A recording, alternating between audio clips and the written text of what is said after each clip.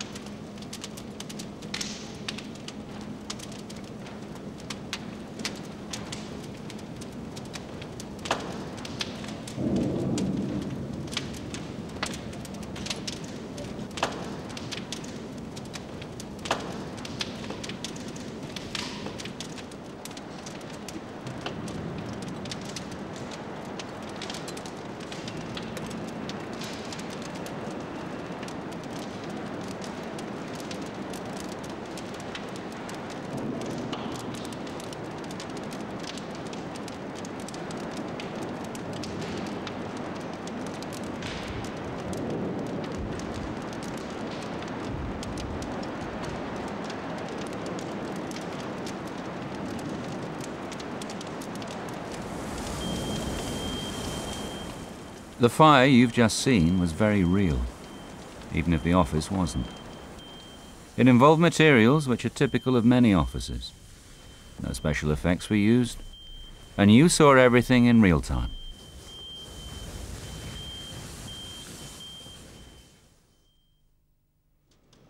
But of course our fire was no accident.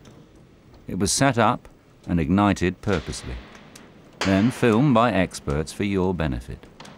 What benefit?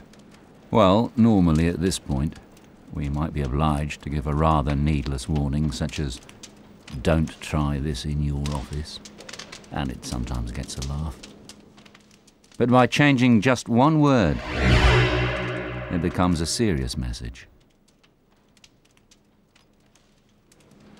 By looking at why fires like this happen, it's possible to give advice on how you can prevent them. Our office fire had to start somehow.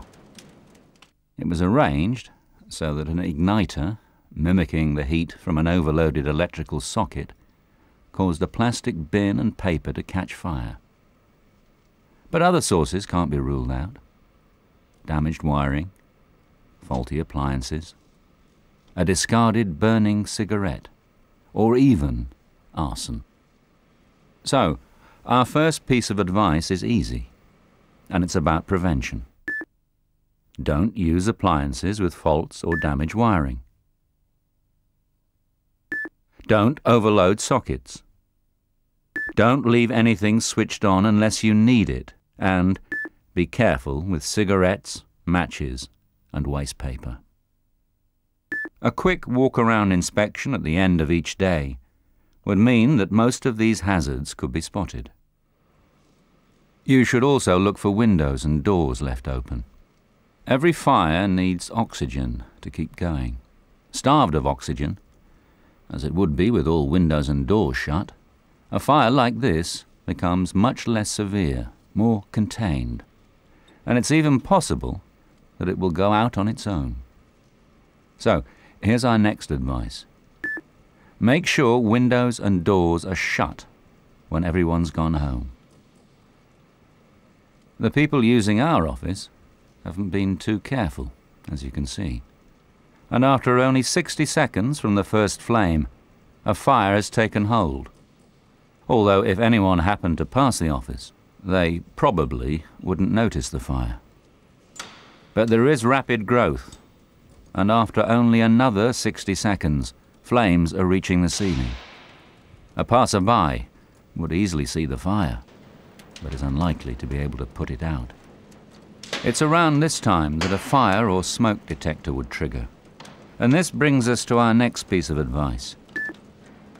Make sure your office has detectors installed that not only have an alarm, but which are part of an automated system which calls the fire brigade. You can see by the speed and intensity of the fire how important early firefighting is, especially when you realize what's happening above our office. Flames have penetrated the ceiling tiles into the void above, where there may be other materials which could transmit the fire. The risk to other parts of the building, perhaps housing other businesses, is obvious. The potential for damage and loss, huge.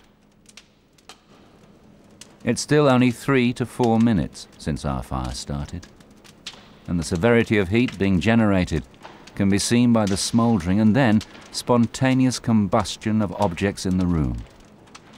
Watch the desktop. Flashover follows quickly. As flashover consumes everything in the room, it's appropriate to give our final piece of advice. And it's simply to remind you of good computer practice. Make regular backups of all your important data and store them somewhere else. If you are in any doubt, just consider this. Home office records show that about a third of businesses which experience a major disaster, including a fire, fail within a year. Which is where we came in. We asked you how you would feel if you knew a fire like the one you've just seen was going to mean the end of your job. Obviously, you'd feel pretty bad. But it doesn't have to happen. By taking on board the advice we've given you, you could be saving your job and the company. Are you up for it?